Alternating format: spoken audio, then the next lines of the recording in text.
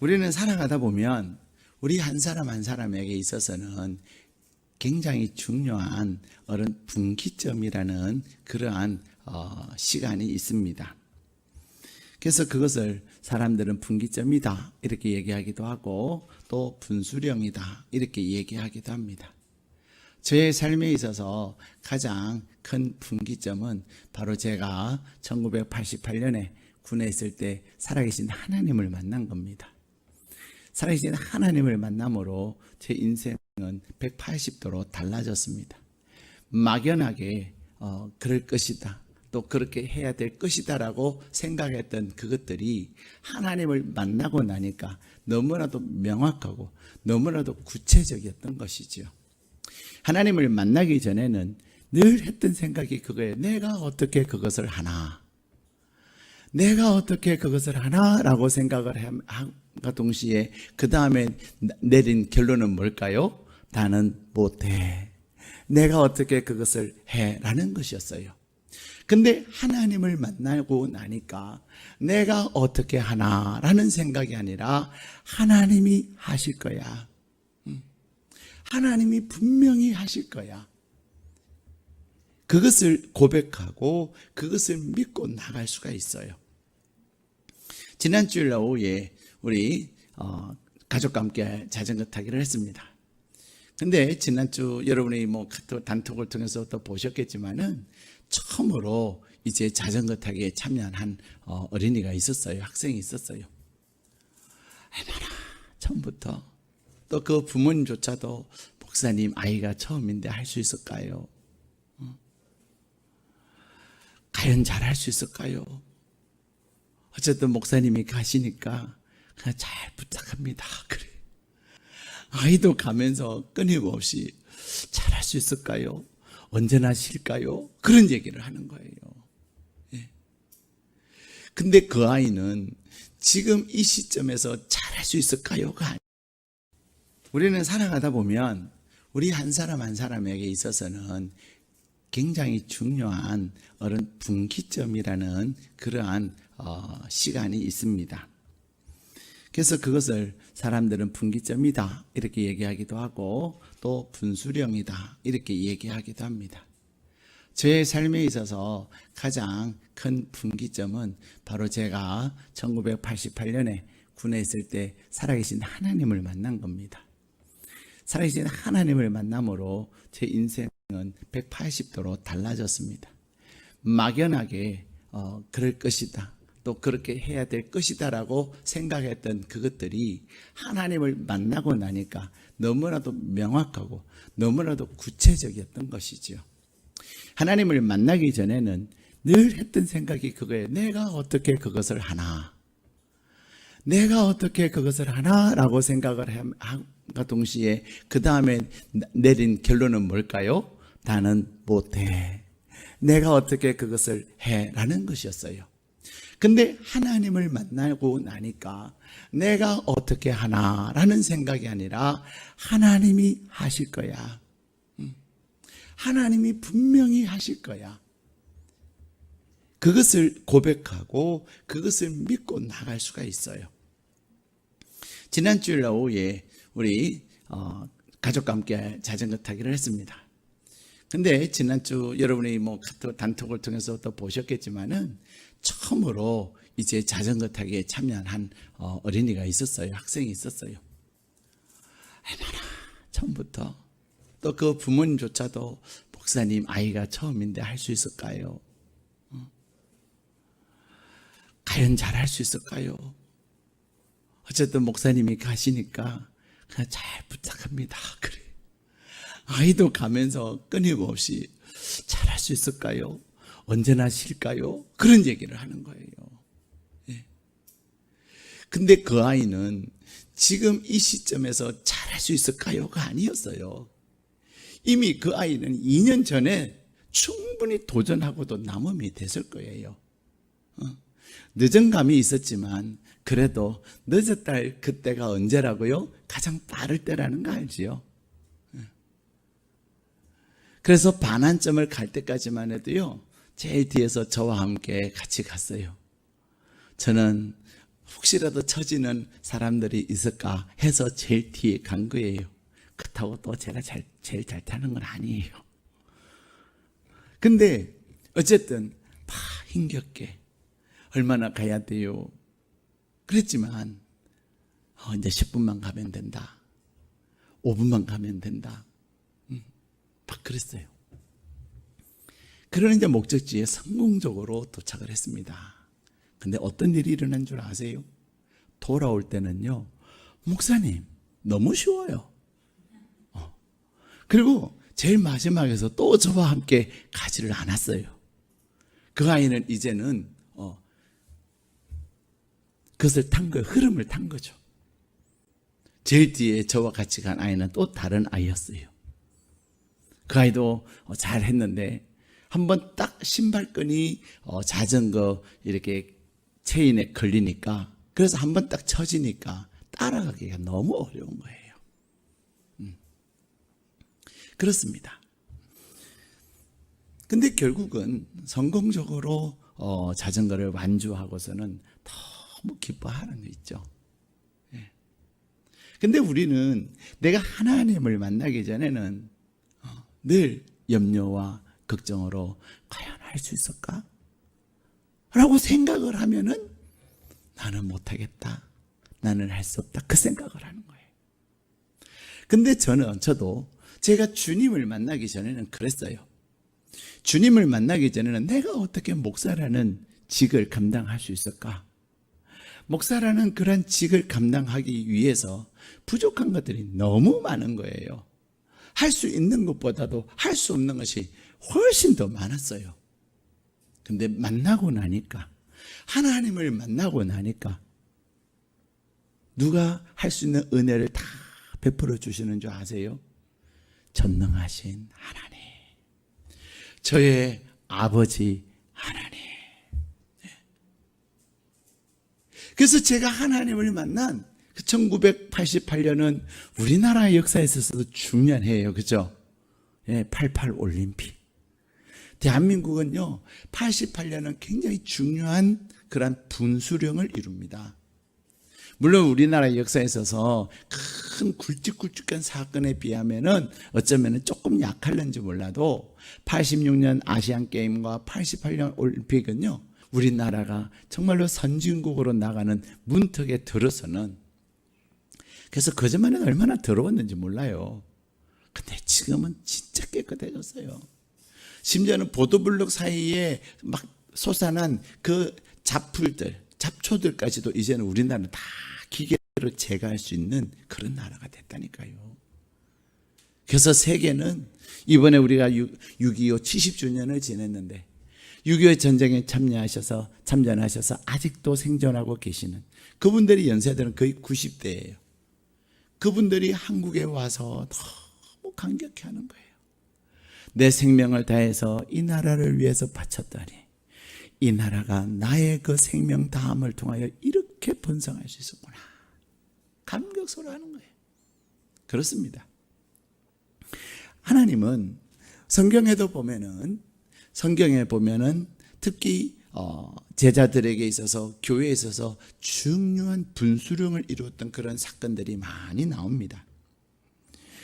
사도 바울에게 있어서는 어떤 사건이에요? 그가 다메섹으로 가던 그 길목에서 주님을 만난 거예요. 그가 주님을 만나기 전까지는 자기가 아는 지식, 자기가 아는 신앙, 자기가 가지고 있는 신앙을 가지고 그는 다른 사람들을 살리는 자가 아니라 다른 사람 지적하고, 다른 사람 지적하는 수준에서 더 나가서 다른 사람을 막 핍박하고, 심지어는 어디에까지 죽이기까지 했던 거예요. 그래서 다메섹에 있는 그리스도인들을, 예수 믿는 사람들을 잡아오고 죽이기 위해서 그는 의기양양하게 가던 그 길목에서 주님을 만납니다.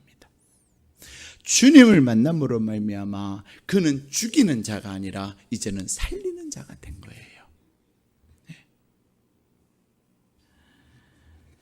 사도 바울만 그런 것이 아닙니다. 오늘 본문에 나오는 초대교회도 그랬습니다. 오늘 우리에게 주신 본문의 말씀에 보면은 이 초대교회는 예수님의 죽으심과 죽은 자 가운데서 부활하심을 통해서 생겨난 공동체예요. 근데 우리 주님께서 죽은 자 가운데서 부활하시고 나서 제자들과 함께 그 부활의 기쁨과 부활의 그 역사의 은혜를 나누는 것도 그렇게 오래 걸리지 않았어요. 제자들의 마음이 겨우 이제 믿어지기 시작하고 제자들이 겨우 그 불안함과 두려움을 추스리기 시작할 즈음에 주님은 승천하셨던 겁니다. 우리 제자들, 예수님의 제자들의 모습은 우리가 말씀을 통해서 보면 너무나도 무기력하기 짝이 없었어요. 그런데 우리 주님께서, 부활하신 주님께서 이제는 제자들과 함께 헤어지는, 그러나 영원한 이별이 아니라 잠깐 헤어지는, 그래서 다시 만날 것을 기약하면서 헤어지는 그 시점에서 제자들 향하여 주신 대안이 무엇입니까? 그 대안이 바로 기도였습니다. 우리 8절 9절 말씀, 사도행전 1장 8절 9절 말씀을 우리 같이 한 목소리로 읽도록 하겠습니다. 오직 성령이 너희에게 임하시면 너희가 권능을 받고 예루살렘과 온 유대와 사마리아와 땅 끝까지 이르러 내 증인이 되리라 하시니라. 이 말씀을 마치시고 그들이 보는데 옮겨져 가시니 구름이 그를 가리어 보이지 않게 하더라. 아멘. 예수님의 그 승천을 보는 제자들은 두 갈래의 길에 놓여지게 된 거예요. 하나는 뭐예요? 하나의 길은 더 이상 예수님이 계시지 않는 이 땅에서 더 이상 예수님의 영향을 받을 수 없는 상황 가운데서 예전처럼 무기력하고 부끄러운 영적 암흑기에 빠져드는 거예요. 그러나 또 하나는, 또 다른 길은 예수님이 주신 대안인, 예수님이 주신 그 약속의 말씀을 붙잡고 그 말씀을 따라서 성령님과 함께 새로운 차원의 영적 부흥을 경험하는 것이었습니다. 그들에게 있어서는 두 갈래의 길이 이제 놓여져 있는 거예요. 그러나 본능적으로 생각할 때는 그들은 다시금 낙심하고 절망하고 무기력한 영적 암흑의 시대로 그런 접어들 수 있는 그러한 가능성이 농후했지만 주님은 그들에게 그 길이 아닌 새로운 대안, 새로운 분기점을 허락하여 주시는데 그것이 뭐예요? 기도하는 것이었습니다. 오늘 하나님은 우리에게 말씀하십니다. 기다려라. 기다림은 뭐라고 말씀드렸어요? 기다리면 기도하는 거다. 따라 하실까요? 기다림은 기도하는 거다. 네. 얼마 전에 이렇게 차를 타고 가다가 만취하신 분이 탁 옆자리에 앉은 거예요. 이제 목적지에 도착해가지고 내리려고 하는데 이분이 탁 이렇게 해가지고 저도 그 자리에서 못 나가게 하고, 저는 창측이니까 못 나가게 하고, 뒤에서 내리는 사람도 못 내리고, 근데 앞에서 아직 내리진 않았어요. 일어나세요 하고 한번 했는데 이러더니 다시 이래가지고 참 짧은 시간이지만 얼마나 갈등과 고민이 많았는지 몰라요. 한 번 더 하기에는 부담이 됐어요. 왜냐하면 이분은 만취하신 분이거든요. 이분이 깨어서 어제 내가 나가야 될 그 순서에 나갈 수 있도록 나가야 되는데 뭐 했겠어요? 기다리는 것은 뭐 하는 거라고요? 기도하는 거라. 마음은 다시 한번 흔들어서 아저씨 내려야 돼요. 정신 차리세요. 라고 얘기하고 싶었지만 그것이 능사는 아니었어요. 우리는 정말 기다리는 거 잘 못해요. 예. 내가 어떻게 하는 것, 그것이 오히려 더 어렵게 만들고요. 내가 어떻게 하는 그것이 더 힘들게 만들 수가 있어요. 기다려야 되는데 그냥 기다리면 막 속에서 부르르르 아세요? 기다림은 기도하는 거예요. 근데 놀라운 것은요, 앞에 사람들이 내리고 이제 저도 내려야 되는 그 상황인데 이분이 딱 깨가지고 나가는 거예요.